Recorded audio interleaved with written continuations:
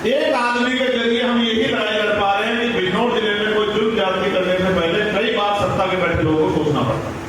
आज बिजनौर में mob lynching नहीं होती, आज बिजनौर में किसी घर में बुलडोजर नहीं चला जाता, आज बिजनौर में जाति धर्म के नाम पर किसी को मारा नहीं जाता, आज बिजनौर में कोई घटना होती तो अधिकारी संज्ञान लेते हैं, कोई अधिकारी गलत काम करता है। नूरपुर इसका उदाहरण है कि एक निर्दोष बच्चे को जेल भेजने का काम किया गया था, कोशिश की गई थी, उस अधिकारी को सस्पेंड होना पड़ा था। ये इस बात का उदाहरण यहाँ के लोग जानते हैं। चाहे गुजरात की समस्या हो, आपने देखा उस धरने के बाद और रात वहां बिताने के बाद कितने गुजरात पकड़े गए, कितने लोगों की जान से कोई ऐसा मामला नहीं है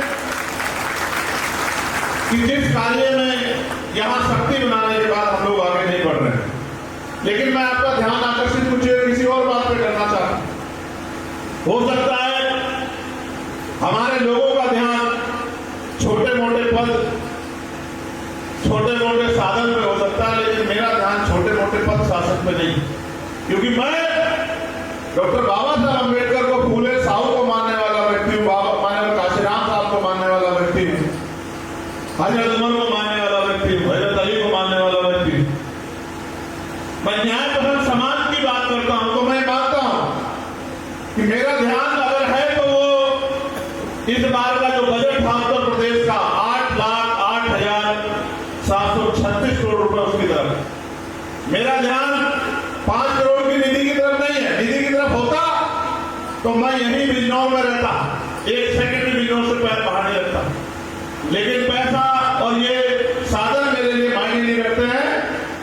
मेरा ध्यान अगर है तो उस 8,08,736 करोड़ रुपए की तरफ है जो इस प्रदेश का बजट है।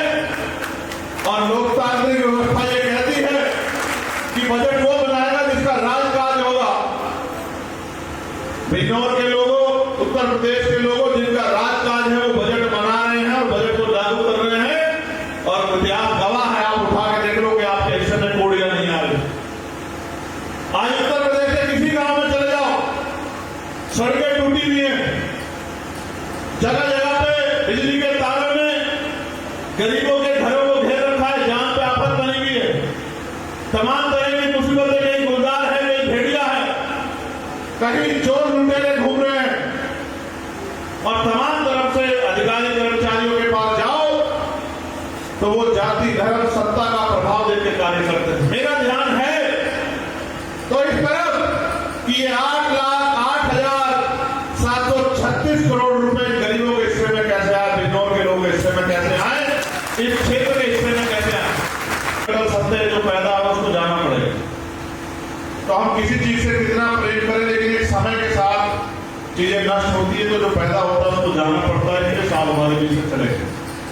लेकिन दर्द संकल्प का विषय इसलिए है कि जो वो करना चाहते थे अभी देश में वो नहीं हो पाया।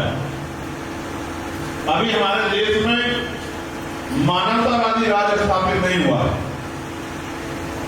अभी हमारे देश में गरीब, कमजोर, किसान, मजदूर, दलित, पिछड़े, आदिवासी, मुसलमान, जैन, सिख, बौद्ध, ईसाई, इन तमाम लोगों को सामाजिक, धार्मिक, आर्थिक, राजनीतिक आजादी नहीं मिली। आज भी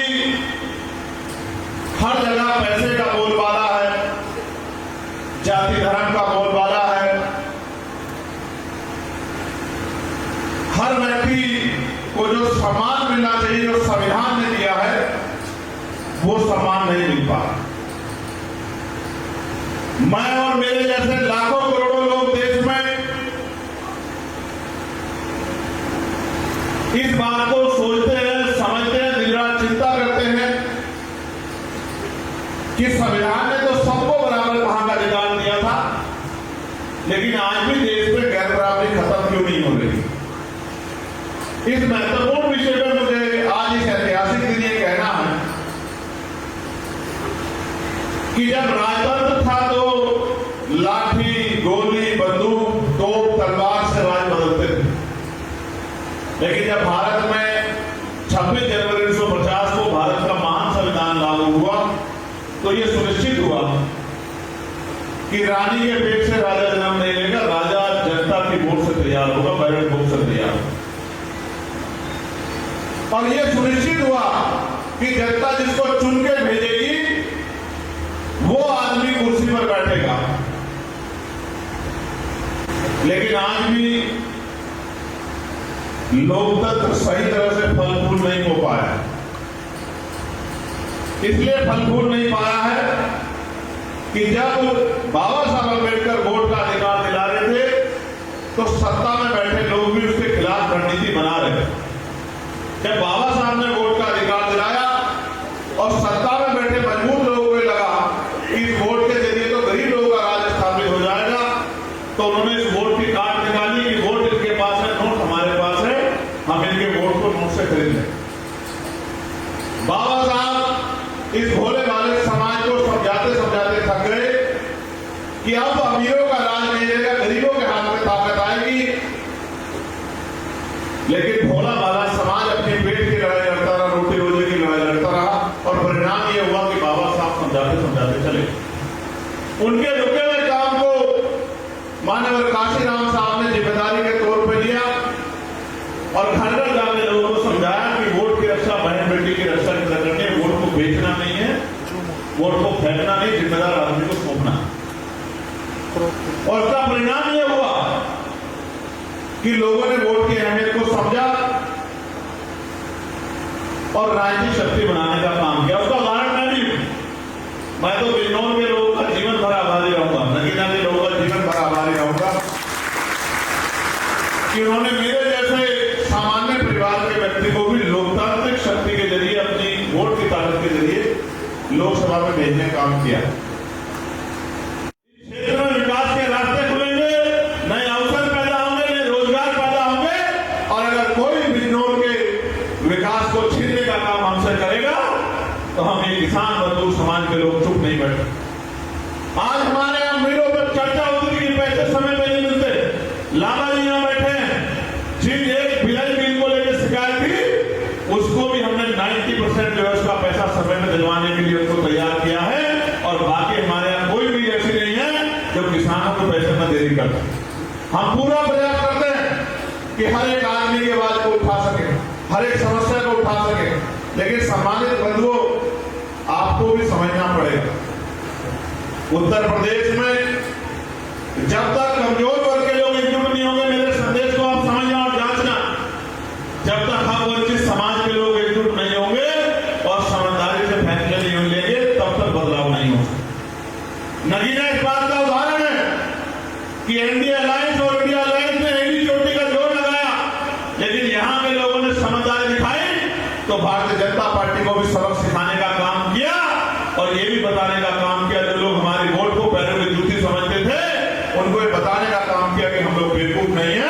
अगर आप हमारी आवाज नहीं उठाओगे तो आपकी लड़ाई को, अपनी लड़ाई को लड़ने के लिए हम किसी दूसरे व्यक्ति को भी तैयार कर सकते हैं। ये आंखें खोलने का काम नहीं। अब आने वाले तीसरे पंचायत चुनाव आपके सामने किस तरह की हिंसा बरेली में हो रही है, किस तरह का माहौल संभल में रहा, किस तरह का माहौल बहराइच ने देखा, किस तरह का जुर्म फतेहपुर ने देखा और आपके सामने रायबरेली में किस तरह पीट पीट के हक वंचित समाज के लोगों को मारा जा रहा है और कोई कुछ पूछने वाला कहने वाला नहीं। आज जिनका परिनिर्वाण दिवस हम लोग मना रहे, जिनको हम याद कर रहे हैं, उनका एक संदेश था कि दल तो कोई भी बना सकता है लेकिन जब तक भाईचारा नहीं बनाएगा तब तक कामयाब नहीं हो सकता। हमने अपना संगठन मजबूत भाईचारे के साथ बनाया है। पाल को, प्रजापति को, कश्यप को, सैनी को, मौर्य को, शाक्य को, जाट को, गुजर को, सैन को, विश्वकर्मा को, तमाम जातियों को भाईचारा संगठन बना के जोड़ने का काम किया, किसान जातियों को जोड़ने का काम किया है और बहुसंख्यक समाज, दलित मुस्लिम समाज के लोगों को भी मुख्य धारा में लाने का काम किया। मैं आज इस मंच से कहना चाहता हूं, अभी हमारे सामने तीसरे पंचायत चुनाव है और आप जानते हैं सारी की सारी सीटें अगर आप विपक्ष को दे दोगे तो भी विपक्ष में इतनी हिम्मत नहीं कि वो अपना जिला परिषद अध्यक्ष बनाने, इस बात को आप जानते हैं। पिछली बार भी भाजपा से ज्यादा बहुमत विपक्ष के पास था। बताओ बिजनौर के लोगों को था या नहीं था? ईमानदार से बताओ, था या नहीं था? और जो जिला पंचायत के मेंबर हमारी पार्टी के जीते थे, हमने भी आंख बंद करके समर्थन जो है विपक्ष को करने का काम किया था अगले दिन का मेरे पास फोन आया कि आपकी मदद चाहिए, तो मैंने कहा आप सरकार के खिलाफ जिला पंचायत अध्यक्ष बनाने की कोशिश करो, हम लोग मदद करें। और हमारी पार्टी के कार्यकर्ता, हमारी पार्टी के जिला पंचायत अध्यक्ष थे जिन्होंने सरकार के खिलाफ जाके विपक्ष के प्रत्याशी को वोट देने का काम किया। हालांकि खामियाजा भुगतना पड़ा कि वो अपने क्षेत्रों में टिकट नहीं लगवा पाए। थोड़ा बहुत काम हमारे निधि से उनके क्षेत्रों में हुआ। ये बात मैं आपको इसलिए बता रहा हूं कि अगर कहां जा रहा है, किसकी जेल में जा रहा है, क्योंकि लश्कर भी तुम्हारा, अखबार भी तुम्हारा, तुम झूठ को सच लिख लो। लश्कर भी तुम्हारा, सरदार भी तुम्हारा, तुम झूठ को सच लिख लो, अखबार भी तुम्हारा। अब तो कहां जा रहा है वैसा कोई पूछने वाला नहीं है। लेकिन जब आजाद समाज पार्टी का जिला पंचायत अध्यक्ष बनेगा तो किसी गांव की सड़क टूटी नहीं रहेगी और किसी गांव में ऐसी समस्या नहीं रहेगी जिसके जरिए लोग ये कहते हैं कि हमारे क्षेत्र में काम नहीं। तो मैं तो जितने नेतागण हमारे बैठे, मैं नाम लेने लग जाऊंगा, शाम हो जाएगी। जितने नेतागण हमारे पास, मैं उन सबसे कहना चाहता हूं कि वो अपनी जिम्मेदारी को समझे। मुझसे ज्यादा प्यार मुझसे कोई नहीं करता। मैं एक कार्यकर्ता के लिए जान की बाजी लगा सकता हूं और इस बात को जानता हूं, लेकिन आप ये समझो व्यक्तिगत हितों से ऊपर उठ के पार्टी के लिए ज्यादा काम करोगे तो आपका भी बेड़ा पार हो जाए, और व्यक्तिगत हितों के लिए काम करोगे तो आपका नुकसान होगा, और आपका नुकसान होगा तो दल का नुकसान होगा। और हमारे लिए दल, और वो सोचता हम इस पार्टी को ताकत दे देंगे तो ये कुछ बना के दिखा दे कि मैं आपको लिख के देता हूं, अगर ठंडा डंडा किसी का मजबूत है बिजनौर में तो आजाद समाज पार्टी का मजबूत है। अगर जिला पंचायत अध्यक्ष को इकट्ठे बना सकता है तो वो आजाद समाज पार्टी बना सकती है। और जब जिला पंचायत अध्यक्ष बनेगा तो ये जो बजट मैंने इसको प्रदेश का बताया, तो ये जो बजट 5 साल में 300 साढ़े 300 करोड़ रुपए जिला पंचायत अध्यक्ष का होता है। इस बजट के जरिए इस बिजनौर की, इस नगीना लोकसभा की काया पलट होने का काम होगा। मेरा इशारा आप लोग सब लोग समझते हैं।